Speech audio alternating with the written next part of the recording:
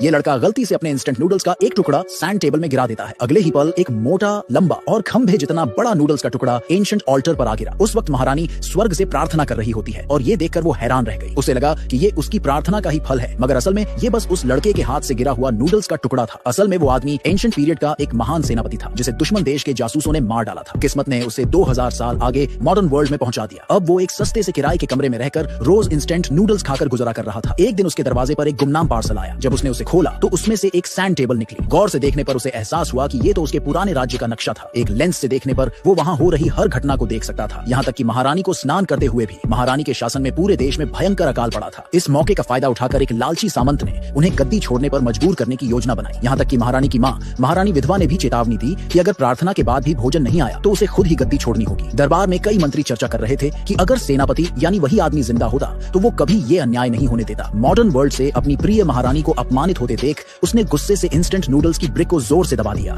जिससे कुछ टुकड़े सैंड टेबल में गिर गए। और जैसे ही वो टुकड़े गिरे, एंशिएंट वर्ल्ड में ऑल्टर के बीचों बीच मोटे नूडल्स आ गिरे। सब लोगों ने इसे स्वर्ग का वरदान मान लिया। महारानी खुशी खुशी उसे उबालकर सबको खिलाया। सारे मंत्री इसकी तारीफ करने लगे, मगर उस लालची सामंत ने इसे महारानी की कोई चाल समझी। ये देखकर लड़के को समझ आया कि महारानी ने ये रिचुअल अकाल से निपटने के लिए किया था। बिना देर किए उसने पूरी एक डिब्बी इंस्टेंट नूडल्स सैंड टेबल में उड़ेल दिया। अगले ही पल एंशिएंट वर्ल्ड में एक बड़ा सा पैकेट ऑल्टर पर